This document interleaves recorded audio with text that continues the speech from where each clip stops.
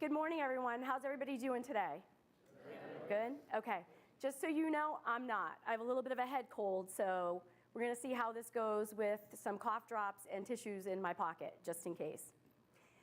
First off, as Mary Jo, as I like to call her, said that thank you so much to Mr. Waters and to Ms. Callahan for having me here today. It's kind of a little connection that brought me here, and I greatly appreciate it, so thank you. Before I get started, I want to show you a quick video. First on 5, the woman who stood this close to the accused marathon bomber and somehow survived the deadly blast. Roseann Sdoia is recovering from devastating injuries, but she is determined to fight back. Our Kathy Curran has an interview you'll see only on 5. When that bomb went off, I did look down, and there was a pool of blood. It was quickly filling. I was like, if this is coming from me, I'm going to die. Roseann Sdoia closed her eyes and focused on breathing to stay alive while she was on the ground in the aftermath of the explosion of the second bomb on Boylston Street. To let them know that I was alive, I'd open my eyes and say, I'm here, and then close them again because I just did not want to see any more of the tragedy that had happened. You can see Roseann just over the right shoulder of the runner in this picture, where she was waiting for friends to cross the finish line. Bombing suspect Johar Tsarnaev is behind her, the bomb right under her feet. Her leg had to be amputated above the knee. She has burns on her arm and staples in her stomach. I honestly haven't thought of what they did to me, and I don't really have any hatred, at least not at this point. Right now, Roseann's focus is on healing. A visit from a Boston firefighter who helped save her life brings some joy, and support from friends, family, and a city that is still strong is the best medicine she could ask for. It's actually a force behind me, knowing that I have so much of this love that I can't quit. Roseann has never been a quitter. I've known her for many years. Her spirit is infectious, and even in the midst of coping with this horrific tragedy, her strength is inspiring. When, I found out, I broke down. But then in the back of my head, I was like, this is Roseann, and we know what you're made of. I can do it. I can do it. I'm Boston strong. For WCVB News Center 5, I'm Kathy Curran. So I like to show that video because it shows where I was 5 years ago in pretty much right after the bombing and where I am today. So I think it gives you a little example of how bad it can be, but how good it can get.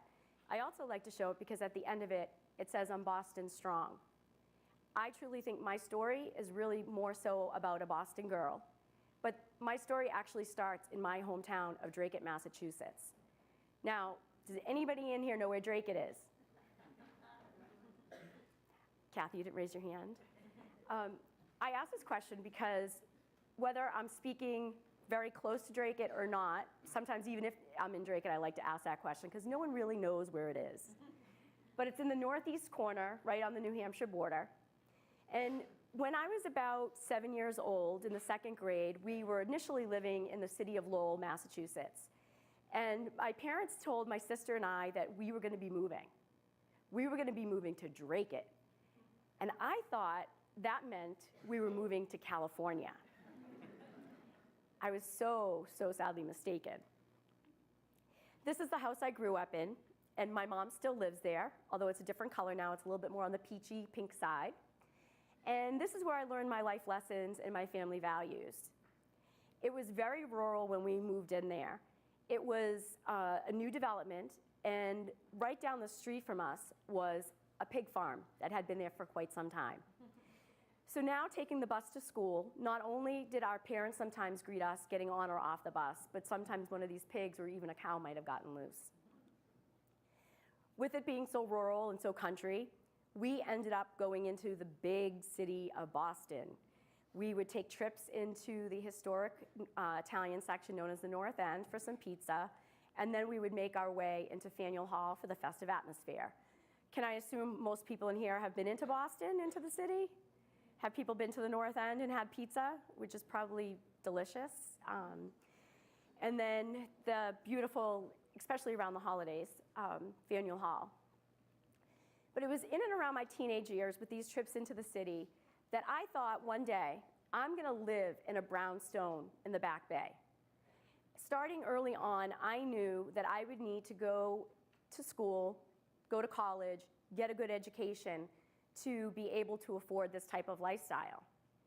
So I thought going to college was going to be my stepping stone. I thought I was going to move on out of Dracut and maybe into Boston or into some other city to go to college and make my way into Boston eventually. Lo and behold, though, from a very early age, my parents knew that I was a highly sociable child. I think Kathy can attest to that.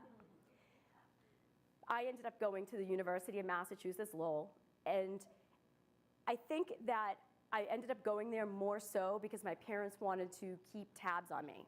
They wanted to make sure that I was really going to class and not just having a good time with my friends.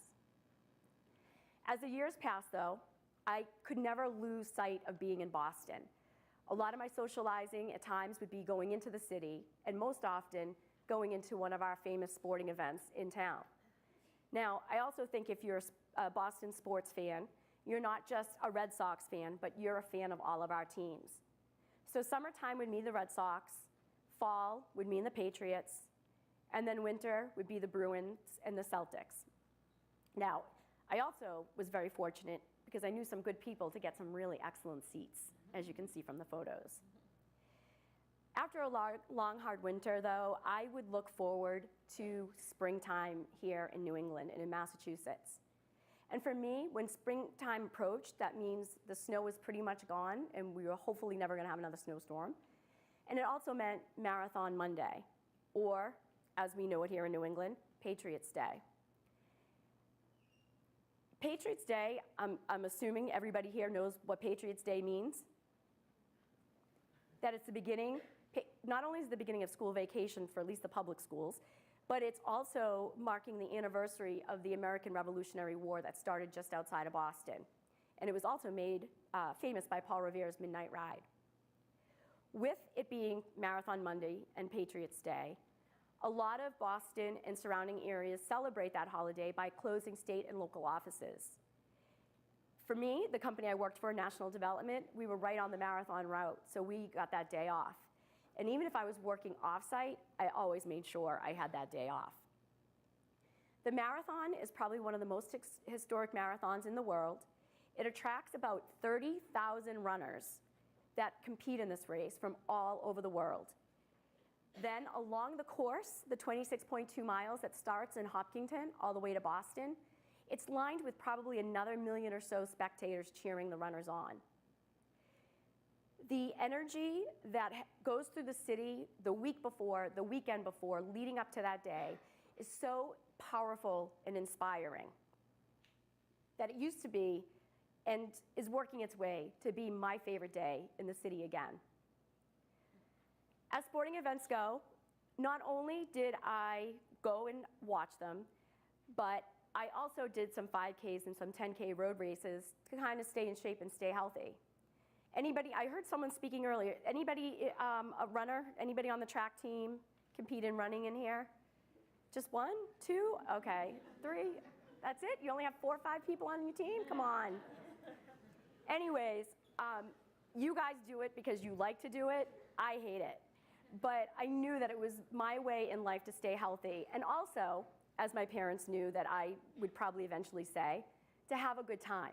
Because I would do these road races with my friends. There was a series that we would do in the summertime called Let's Have Some Fun and Run. Now, you would have to run, but at the end of it, you would celebrate with your friends, they would have barbecue, and they would have a band. So how much more fun is that? I could do the 4 miles and be done with it. With that said, on Sunday, April 14, 2013, I was able to convince 3 of my girlfriends to run the Boston Athletic 5K. It's the road race that precedes the Boston Marathon every year. I knew coming up on that Monday, I was going to enjoy myself running around the city going from restaurant to restaurant with friends here, there, and everywhere, probably not eating very healthy, or having one too many cocktails that would not be healthy for me. So I knew I needed to get my exercise in to enjoy my day on Monday. With that being said, two of my girlfriends, it was the first time that they had ever run a 5K.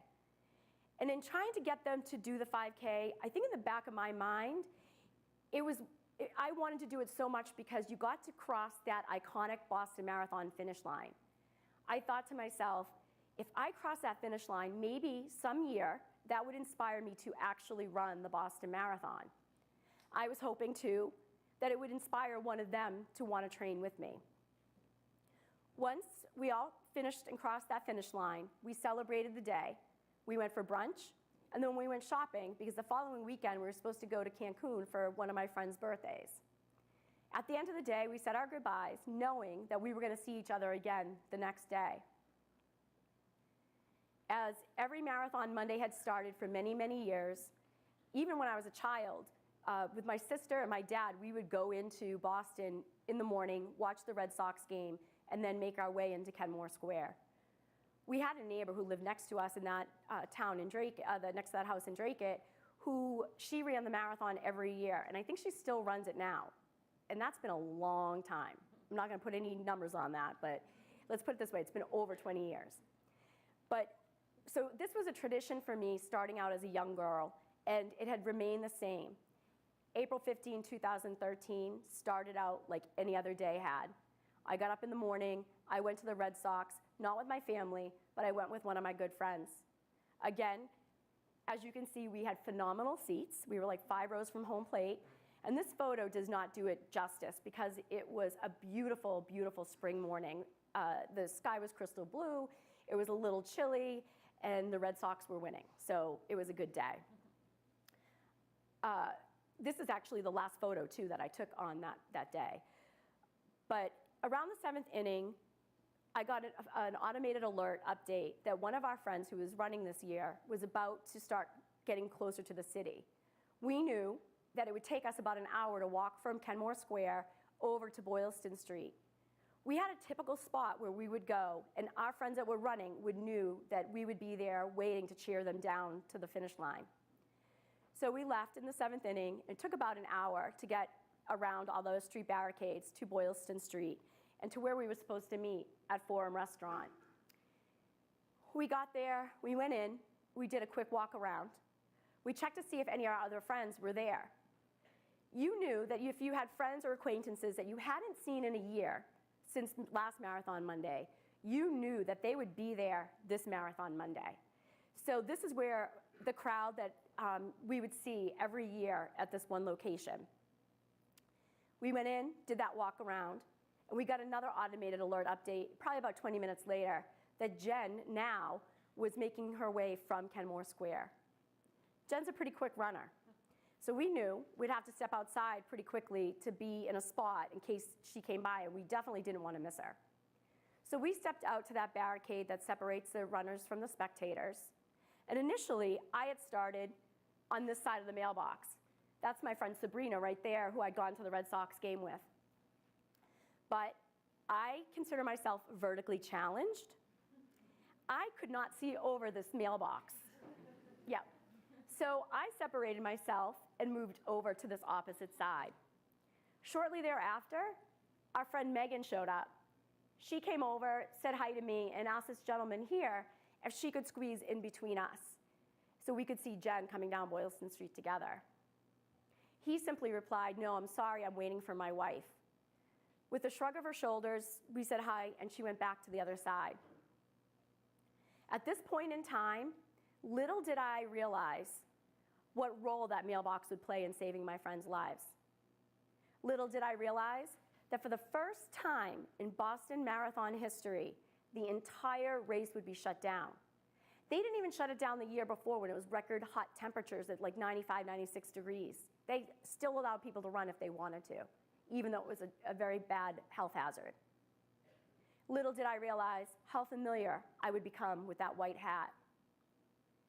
And lastly, I had no idea how profoundly my world was about to change. Within a minute or two of Megan going back to the opposite side of that mailbox, the first explosion happened down to our left.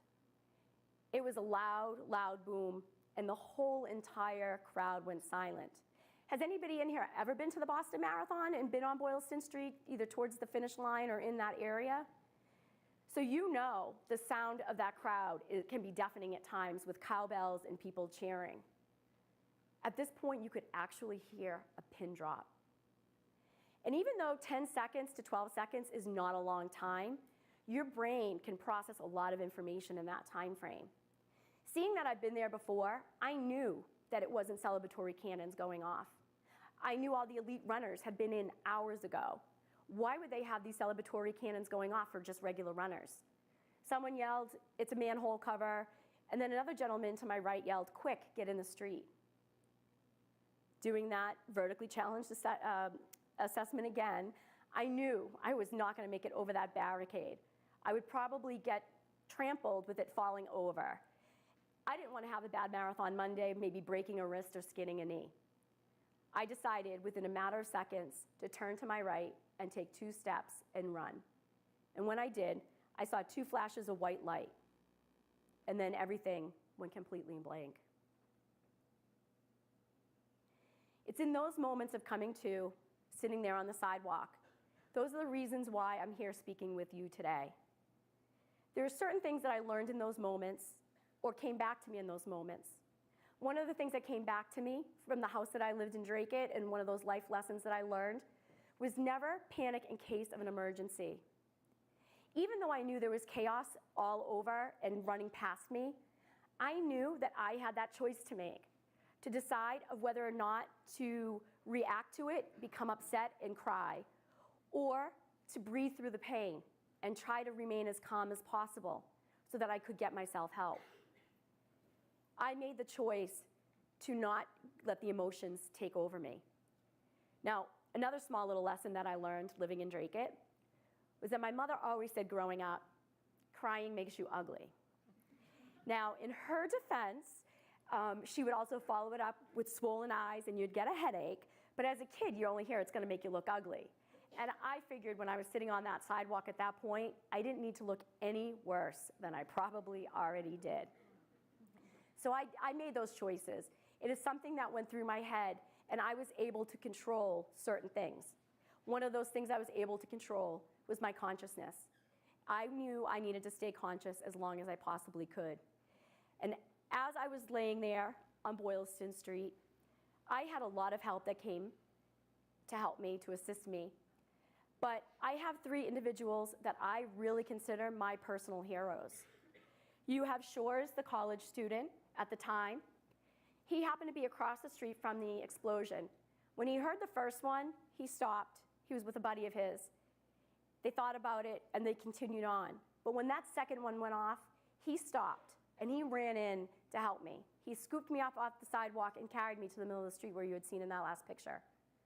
2 other gentlemen helped him apply a tourniquet on my right leg, at which time Shayna, the Boston police officer, came upon us and decided she was going to help. These are all choices that these people made. They could have kept going. They could have gotten the heck out of there. But they stopped to help. She made sure I was calm. She made sure that my family was notified of my injury. She also helped get transportation for me. Now, as they're getting me ready, they put me on a backboard. There's a bunch of firemen there that get me on a backboard. They straightened my leg out, which was the most excruciating pain in the whole entire world. Thank God our brains are programmed to forget such things. But I can still tell you it was awful. But they got me ready on this board to be transported. And as soon as they were getting me ready to be lifted up, firefighter Mike Materia shows up. Now, I'm laying there. Both eardrums have been blown out, but I can still hear some conversation very close to me. The conversation that was going around me was transportation on how to get me to the hospital. I could hear ambulance sirens coming and going, but I did not go to the hospital in one of these. I went to the hospital in one of these. Now I'm going to be a little bit politically incorrect. In Boston, we call that a paddy wagon. Now, I swear to my parents that this is the only time I've ever been in a paddy wagon, which is true. Police car is a whole nother story for another day. Now, I'd like to ask, but I won't ask the crowd, but I usually, depending on where I'm speaking, I ask if anybody else has been in a paddy wagon in the room. Kathy? No. So I will describe a bit to you. There are 2 metal benches on either side. There's no seat belts. There's no way to restrain or hold someone on these metal benches. So you can imagine when I'm loaded in, laying down on a backboard, that if I wasn't assisted, I would have been sliding all over the place and probably would have landed face down on the floor. The other thing is there's no windows and there's no ventilation. My understanding is it didn't smell really good back there. I blame it on the people that they've had in there in the past, not myself and another survivor. The other thing is when they shut the doors, it's completely pitch black in there. There's no windows or any sort of lighting in there. Now, as we're going around, they close the doors and we're heading off, firefighter Mike Materia and another firefighter and another survivor on the other bench, the 2 firefighters are kneeling down, legs locked together. Poor Mike is trying to keep me balanced on the backboard, keep himself balanced as the paddy wagon's taking certain lefts, rights, and all these different turns.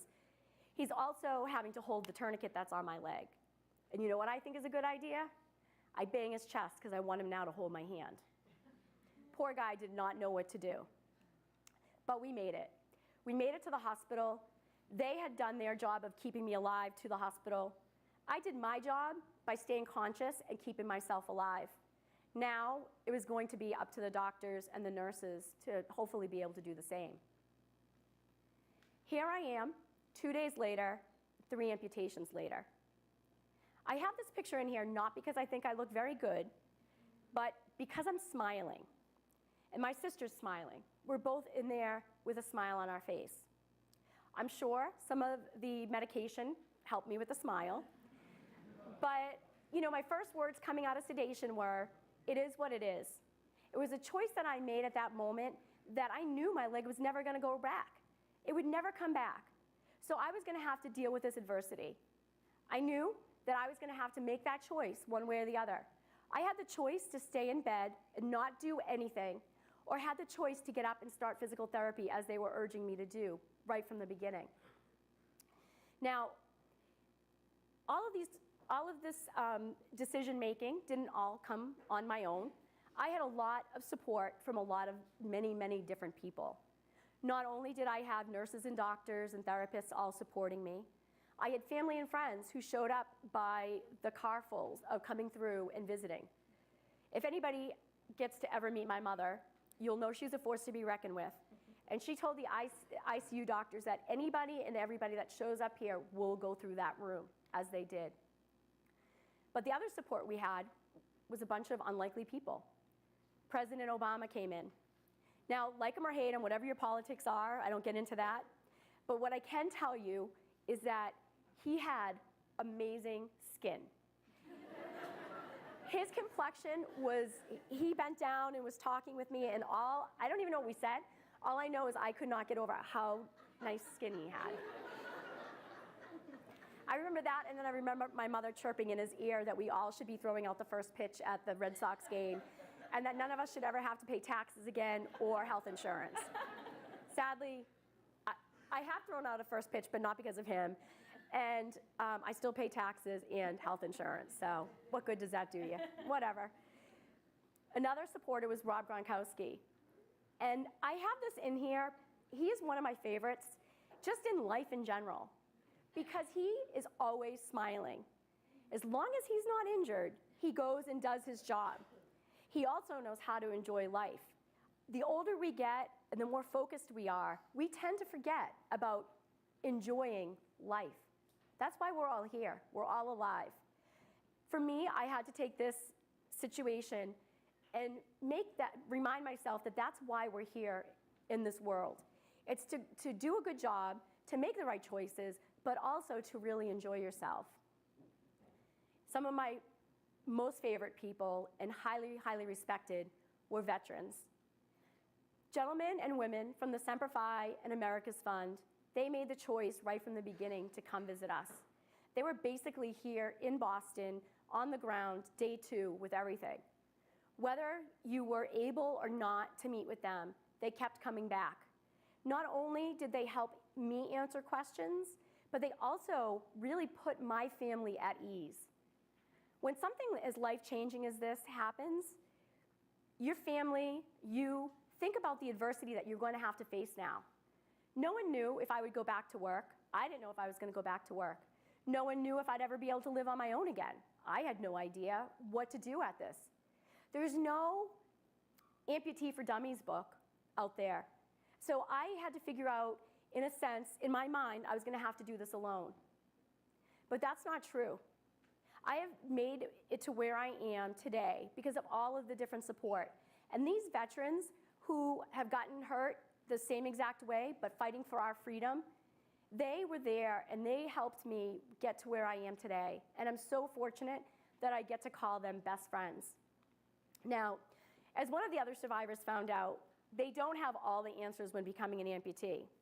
Because when Heather Abbott, who's from Newport, Rhode Island, became an amputee, and our friend BJ, who was a former Marine, he went to her and he said, I can answer any question you have. So she looked at him and said, will I be able to wear my heels again? BJ said, that's the only question I cannot answer. And she does. She wears these heels, 4-inch heels, and she's crazy. But she's also below the knee, which is a whole nother story. So where I'm above knee, it's a little bit more of a challenge. I went through tremendous physical therapy because I figured early on that we had to set goals. I had to set my own goals. Goals can be as large or as small as you want or need in life. And in the beginning, I decided I was going to make small goals. Anytime one of my injuries healed, that was a goal. I also wanted to get home, back to my apartment. I hadn't moved into the back bay in one of those brownstones, but I moved into a second-floor apartment with 18 stairs in that Italian section known as the North End. Parking is not very easy. There's no assigned parking spaces. There's no garages unless you want to park at the public garage. So before April 15, 2013, generally I would have a 7-minute walk to and from my apartment. That was going to have to change. But I knew that I would need to be strong enough to at least walk if I could get a closer proximity parking lot. And then, has anybody ever been into the festivals in the North End, the Saints' feasts? So even when it's not feast season or summertime, there's always tourists there. One of the scientific formulas that I have proven is that a body in motion stays in motion. So when I'm walking with this 10-pound clunker on my right leg and I'm in motion, don't stop short because I'm probably going to take you down. There's no brakes on this thing. So I've had to learn how to really traverse uneven sidewalks and potholes and the tourist who stops because they don't know where they're going. And the last thing that in this neighborhood I've had to deal with is our wonderful winters. Who here loves snow? God bless you all. God bless you all. It was tough before, but now it's even worse. But I do deal with it, and it's one of the positive things and the incredible things that we do have here in New England. But through all of this, these were small goals that I kept setting. Day by day, I knew I was getting better, and I was achieving these goals. I was achieving them so much that I got my first prosthesis. People ask, what does it feel like? To me, it feels like putting a ski boot on my thigh. But I wanted to get back to walking. I wanted to get back to normal. And one of the other things that I surprisingly really wanted to get back to was running. So shortly thereafter, I got my running blade. Now, another thing that I've learned is that you need to learn how to walk before you can run. So those are two things that I've proven. I did practice and I did accomplish a 5K in 2014, but me and Jeannie too, yes, they all have names, we're kind of in an argument right now and I'm deciding whether or not I want to put her back on. And they're all female, by the way. So I can stand up here and make these jokes because of all the support that I've had in the past. What I like to do now, and part of the reason why I am here today, is because I do like to share my story. And I do a lot of peer visiting now. So if there's someone who has an issue, and it doesn't always have to be an amputation, but I do enjoy being able to share the knowledge that I've been given with anybody who might need it, or just to let someone know that it's going to be okay. In this situation, I've learned how to enjoy the extraordinary in the ordinary, and I've done that through the friendships. Oops, there's my picture of my legs, sorry. Those are my 4 legs. So can you imagine if I go on vacation, how heavy my travel-on is? My carry-on bag is? You have my regular walking that I have on, my dress-up, my bike leg, and my running blade, and then my trusty crutches that I use at night. So thank God I have a big strapping husband now to carry all that stuff. But I wouldn't be able to do all what I'm doing without the support that I received right from the beginning, from the first responders to my therapists, to my trauma doctor, to all the firefighters that helped me that day, to all of the people that have come into my life, such as some of the other survivors that are amputees were pretty connected, and then also the other military people and other organizations that have really stepped up. I mean, I did go through the process of thinking, I don't want to live with adversity. I don't want to live with these obstacles. But my thoughts of my family and my friends quickly went through my head, and I knew that I had such a good life before that I wanted to continue with that good life. One thing that's been made known to me, none of us are normal. So I have to get it out of my head that when I'm walking down the way here, I might not walk like you walk, but trust me, I'm watching you, and you don't walk like the next person walks. So, you know, we're not all the same. No one is normal. We're all different. Quite honestly, I've been very fortunate from the beginning. My difference has put me in connection with so many amazing and incredible people and organizations that all I can do is say thank you. So in doing this, I really like to share my story because I hope that somewhere down the way I can help somebody else. And maybe you might not be the one to help. I mean, we all have our issues in life. We all have problems. Mine are just a different set. But if I can help someone that you might know or may refer me to, that's great. I hope that the message of making choices in life came through. Because John F. Kennedy once said, the only thing in life that is changeable or uncertain is that nothing is unchangeable or certain. And as I make my way, or actually as you make your way in life tomorrow, you may not realize that you have the power to change situations just by the choices you make. The choice that you make today can make a huge impact on your tomorrow. The decision to stay positive and kind of get through the things that you can control and not worry about the things you can't will also help. Don't forget to rely on others, or if you have the opportunity, to assist others. And remember, the last thing, that life, it's really not a sprint, but it is indeed a marathon. Thank you.